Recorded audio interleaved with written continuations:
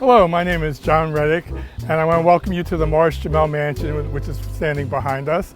It was the headquarters of George Washington during the Revolutionary War. My background is in architecture. I've been a resident of Harlem since the 1980s, and this colonial structure is actually one of the oldest houses in Manhattan.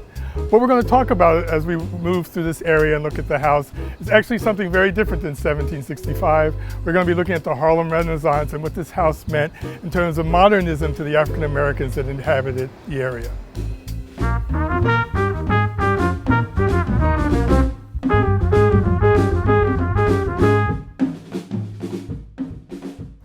Well, here we are on the grounds of the Morris-Jumel Mansion. The estate dates back to the founding of New York and the American Revolutionary War period. As you see the trees in the setting, you can imagine this is not what most people think Harlem looks like, but yet we are. We're at the northern end of Harlem, which is now known as Washington Heights. As we move through the grounds, you can see behind us Sylvan Terrace, a housing development that was built as the area was subdivided. And you can see the outgrowth of trees and the sense of one of the highest elevations in New York City. As we get to the eastern side, we have broad views of the Bronx and out to Long Island, and to the west, we have views of the Hudson River and New Jersey. So it was a very special place. It was very distant from downtown, so these are really like the country estates, escaping the congestion of downtown and a much more healthy, open environment that you still feel today. The Morris-Jumel Mansion was built in 1765, and it's one of the oldest houses on Manhattan, still standing from that period. But it's a wood structure. Even though from a distance you would think of the building as being stone, when you get up close and feel it, you'll realize the boards abut one another. And in the corner, the woodwork is beveled to look like stonework. So from a distance, you would think it was a masonry structure. And you see very similar detailing at Monticello and Mount Vernon, other founding fathers who wanted to mimic English and European style housing, but didn't have the same resources. So if you go to England, you might see the same style house, but you almost never would see it in a wood construction. And this is one of the most significant details about the house. It's got a projected portico, the first in the United States to ever so do so. And the columns that's being projected, it's about 8 feet from the front of the building. It gives a very temple-like front. And we're at one of the highest elevations in Manhattan. And so as people came up from the south, this is the view that they would have seen coming up from lower Manhattan. So it's sitting on this outcropping, almost like the temple on the Acropolis, a very broad view. As we look at this column front of the Morris-Jumel Mansion, many of you might think it looks like Terror from Gone with the Wind. And even though that style was very much copied from this house, this projected portico was the first in America, and it gets replicated in the facade of the White House, and also if you go to the Metropolitan Museum, the United States Bank building facade, which is in the American wing of the Metropolitan Museum. This style becomes a classical order, and so you realize for African Americans how significant being in proximity of something that represents what was an oppressive architecture to be something that was part and parcel of the fabric of the neighborhood. Looking across from the Morris-Jumel Mansion in 1914, developers picked the site at 555 Edgecombe Avenue, what was known at the time as the Roger Morris Apartments, named for Roger Morris, who was the inhabitant of the Morris-Jumel Mansion. In 1914, however, when it was built, it was for an all-white tenancy. But by the 1920s, at the height of the Harlem Renaissance, it started to be occupied by prominent African Americans. One of its tenants was Joe Bledsoe, who was the star of Showboat, later to be followed by Paul Robeson, Count Basie, and a lot of other prominent musicians, most of whom chose to live in these apartment buildings rather than brownstones. And for African Americans who were going to move into this apartment building, it gave two things, aspects of what modernism was about.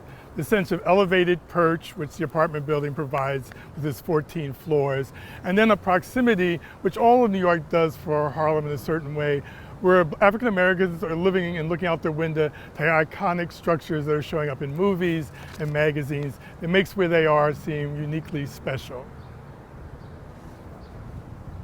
Just south of here was 409 Edgecombe, which also attracted a lot of the political players, Walter White, was head of the NAACP, Aaron Douglas, who was a famed artist of the Harlem Renaissance, did a lot of art for publications and murals that were in the Schomburg and other collections, and Thurgood Marshall, who would be a lawyer for the civil rights movement, would live in 409 as well. So it was a rolling building of status and position where they feel real pride to invite someone like Gershwin or someone who might live on a tower on Central Park. They would offer them almost a similar environment in these buildings up in Harlem.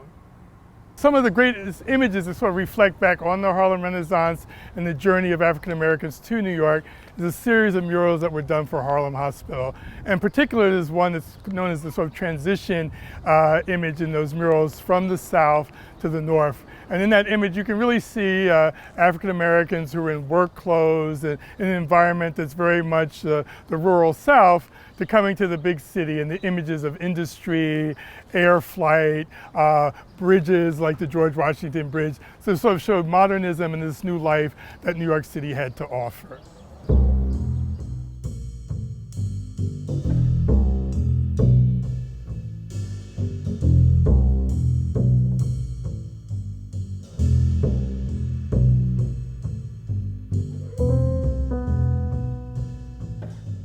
We're to the northern part of the property of the Morris-Jumel Mansion, and this is the garden, so sunken garden to the north, and that was done during the WPA. It was a WPA project in the 1930s. It has a lot of colonialized detail, but also very modernist.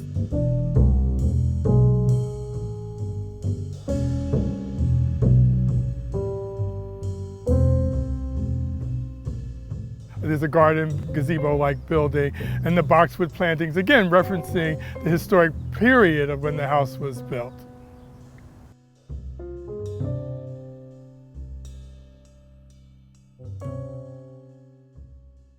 A couple of things as we talk about the sense of modernism, you have to think of where African Americans were perceived in the period before the Harlem Renaissance. So being able to come and be associated with a historic property that was part of developing the neighborhood, for which the neighborhood had tagged names like Washington Heights, and also the really human sense of being in a very elevated part of the city. It was where rich people had lived during the colonial period. It was an area of relatively new development early in the 20th century. So for African Americans who were coming from the Caribbean and other places, it's giving them an elevated sense of presence and participation in American life.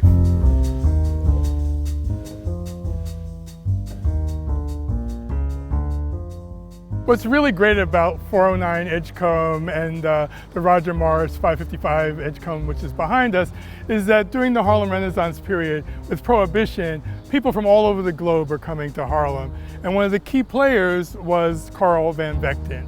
And if you were to look at Carl Van Vechten's collection, the array of performers from Gladys Bentley, the drag female performer, to Paul Robeson, to Joe Bledsoe, to Josephine Baker, are documented in his photographs, but not only is he entertaining them at his home downtown, but he's coming up to these addresses with his friends to be entertained and take in the environment that is Harlem. And so that mix of both the entertainment side, the hanging out, the having drinks, the being bad, the being good, and connecting with what was really modernist, the black experience, the rhythms, the writings, this sense of bridged life, both socially and intellectually, is a key component of what this neighborhood brought and these buildings facilitated during that period.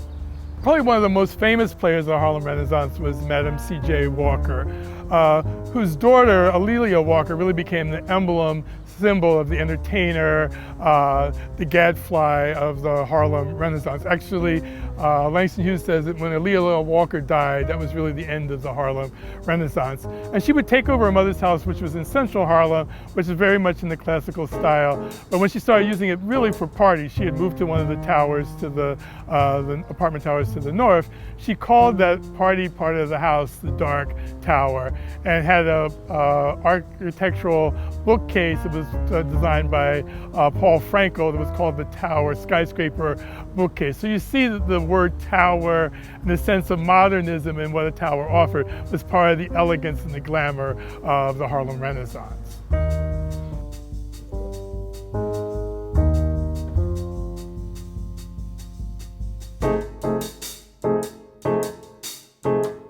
As we were talking, the Roger Morris being next to the Morris-Jumel Mansion, or 409 Edgecombe with its panoramic views to the Bronx.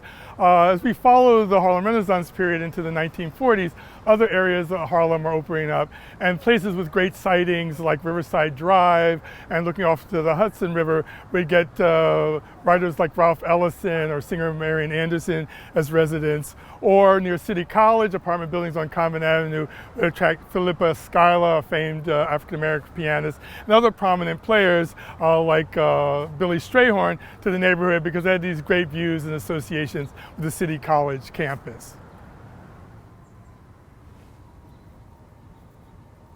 Another great expression of modernity, if you were to think back of the lack of mobility that African Americans had, the automobile was this free expression of movement.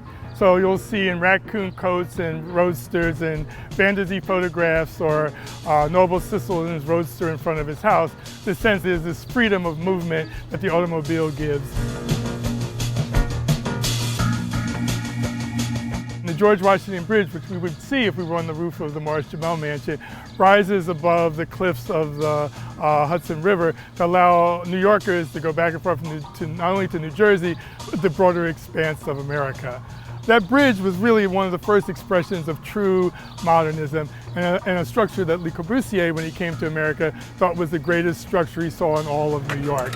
It was a pure expression of form follows function. The steel-clad towers, the cabling of the bridge are all exposed. So for him, from a distance, the roadbed of the George Washington Bridge was as fine a line as the cabling, and a true expression of what he saw as modernism.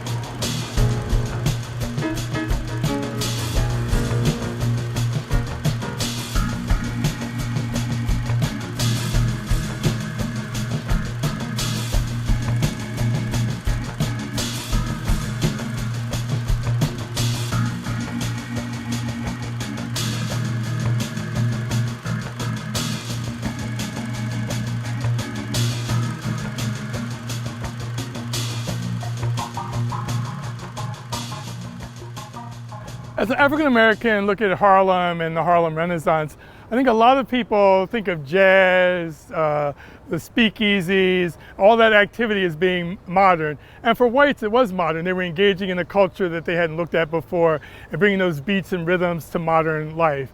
But for African Americans, they had not yet experienced the traditional aspects that were glorified in American life. And Harlem and these associations in terms of historic properties gave them that sense of being part of the vibe of the past as they stepped off into the future. Two very unique buildings that we'll be looking at in central Harlem that speak to this are the Dunbar and the Harlem River houses. The Dunbar apartments that were built in 1928 and the Harlem River houses that were built under the WPA. Both of them are European-style apartment blocks with central courtyards and very different from the tenement-style housing that was built in New York in the earlier period. The Dunbar, for example, was built with funding from the Rockefeller family and has a very it's a walk-up apartment block with commercial rimming the avenue sides of the building and really unique apartment blocks that sort of have classical styles around the entry detailing. And the Dunbar is actually named for the poet Paul Laurence Dunbar, who wrote poetry and theatrical productions at the turn of the century.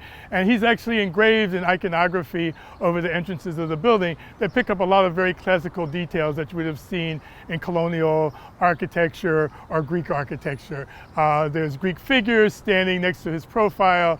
There's the eagle and the buffalo head that's representing the buffalo soldier and the African American. And that iconography is now putting the black face and history onto a building. The other building, the Harlem River houses, built during the WPA, again is a very modernist block, but now African American figures are carved at the entryway, and they're not heroic figures, but the average black mother and father, so more of the working class, but portrayed in heroic proportions at the entry.